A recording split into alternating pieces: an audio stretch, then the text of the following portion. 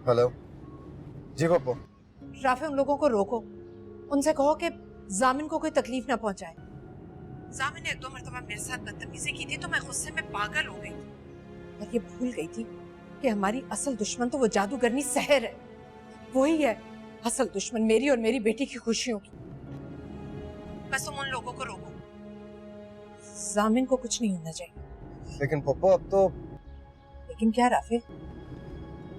पप्पू आपने फैसला बदलने में देर कर दी।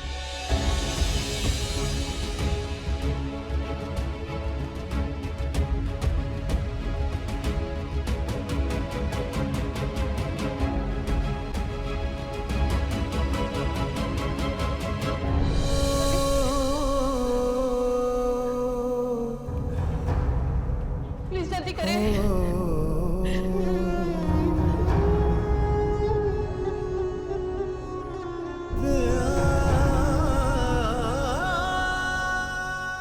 पेशेंट जामिन अहमद के साथ कौन है? जी मैं ये इंजेक्शन और दवाइयाँ ले आए जल्दी। जी।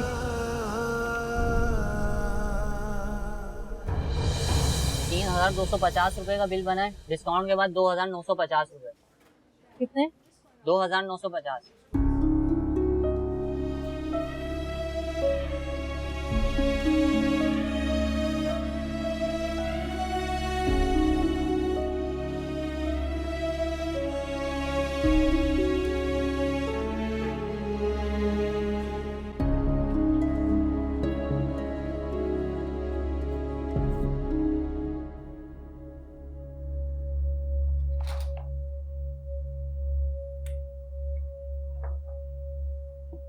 देखिए मोहतरमा, ये सीधा सीधा पुलिस केस था, लेकिन आपको देखकर, आपकी परेशानी को देखकर मैंने पेशेंट का ट्रीटमेंट कर दिया।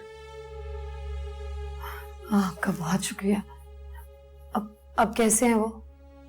ठीक नहीं है। आप कह रही हैं कि उन पर डाकुओं ने हमला किया है, लेकिन जिस तरीके से उनको मारा गया है उससे तो कुछ और ही लगता है। मैं समझी नहीं आपकी बात। आपके हस्बैंड की हालत को देख के ऐसा लगता है जैसे उन पे सोची समझी स्कीम के तहत हमला किया गया है, या फिर उनसे बदला लिया गया। आपकी शौहर की किसी से दुश्मनी है क्या? नहीं, जामिन तो हैदराबाद में रहते भी नहीं है, वो कराची से आए हैं। कहीं यहाँ कौन दुश्मन हो सकता है? हाँ तो ठीक है, आपके हस्बैंड को 1 या 2 दिन हॉस्पिटल में रखना होगा। उसमें उनके मजीद एक्सरेज होंगे और 1 रात के लिए उनको अंडर ऑब्जर्वेशन भी रखना होगा। आप अकेली हैं? जी। मेरा मतलब है कि आप चाहें तो अपने घर से किसी को हेल्प के लिए बुलवा सकती हैं। जी बेहतर। और हाँ, काउंटर पे जाके पेशेंट की फाइल बनवा लीजिए। जी शुक्रिया।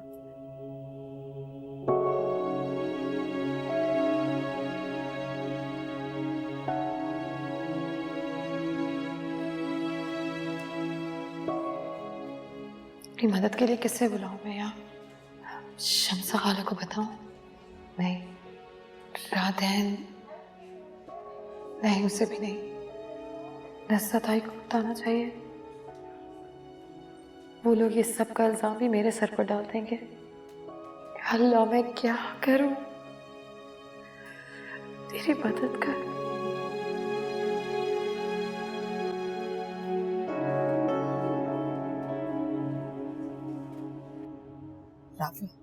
राफे, तुमने बहुत गलत किया, बहुत ज्यादा गलत किया। अरे मैं तो गुस्से में पागल हो रही थी, लेकिन तुम तो मुझे रोक सकते थे। पर नहीं, तुम तो जामिन को पिटवाने के लिए तैयार बैठे थे, ऐसे जैसे पुराना कोई हिसाब किताब बराबर करना चाहते हो। तुम इस वक्त सहर के कमरे में कर क्या रहे हो? ये सवाल तुम सहर से क्यों नहीं पूछ लेते कि मैं यहाँ क्या कर रहा था? बकवास करता है, इल्जाम लगाता है सहर के ऊपर। जाहिर है उस थप्पड़ का बदला तो लेना था, सो ले लिया। जो भी है, वो है तो हरीम का शौहर ना। पप्पू, मैं आपसे कह रहा हूँ, बार बार कह रहा हूँ, मैंने जो कुछ किया सिर्फ आपके कहने पे किया। अच्छा बस करो, मेरा नाम बार बार मत लो, किसी ने सुन लिया तो। अच्छा बताओ, कहाँ है वो, कैसा है? हॉस्पिटल में। या अल्लाह, राफे, मैंने तुम्हें कहा था उसे डराने धमकाने को, ये नहीं कहा था कि उसे हॉस्पिटल पहुंचा दो। फुप्पो, उन लड़कों ने जामिन को ज्यादा मारा पीटा नहीं होगा। आप टेंशन मत लें, वो 2 दिन में बिल्कुल ठीक हो जाएगा। अरे कैसे टेंशन ना लूं? अगर हरीम को पता चल गया, इफ्तिखार या मुन्नजा को पता चल गया तो क्या सोचेंगे मेरे बारे में? घर के लड़ाई झगड़े और बात है, लेकिन इस तरह से जामिन को गुंडों से पिटवाना तो बहुत गिरी हुई हरकत है ना। इस तरह की हरकत में मेरा नाम आए, मैं ये अफोर्ड नहीं कर सकती। फुप्पो, आप टेंशन मत लें, मैं आपसे कह रहा हूँ, किसी को कुछ पता नहीं चला। वो हॉस्पिटल पहुंच गया बुद्धू, जिसका सीधा सीधा मतलब ये है कि आज नहीं तो कल ये बात उसकी माँ को और सबको पता चल ही जाएगी।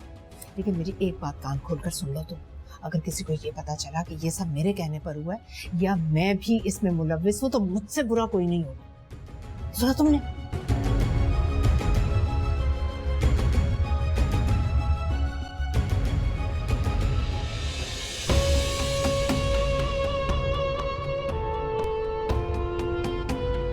मरीज को आपको जनरल वार्ड में एडमिट करवाना है या प्राइवेट रूम में? जनरल वार्ड और प्राइवेट में क्या फर्क है? किराए का भी फर्क है और सहूलतों का भी फर्क है। प्राइवेट रूम का क्या किराया है और जनरल वार्ड का? जनरल वार्ड का 2000 रुपये और प्राइवेट का 5000 रुपये। और अगर आप डेलक्स रूम लेंगी तो उसमें टीवी और एसी भी मिलेगा, उसका किराया 8000 रुपये। नहीं, आप प्राइवेट रूम कर दीजिए। ठीक है, आप 20,000 रुपये जमा करवा दीजिए। 20,000 किस बात? डॉक्टर आएंगे, एक्सरे होगा, दवाइयाँ आएंगी। आप बार बार तो अलग अलग पैसे नहीं जमा करवाएंगी।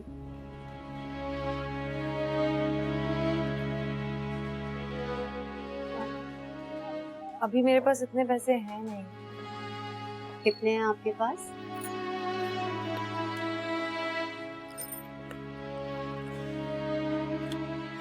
$6,000 है मेरे पास। अच्छा ठीक है, आप ऐसा करें, ये 6000 जमा करवा दीजिए और बाकी पैसों का इंतजाम फौरन कर लें।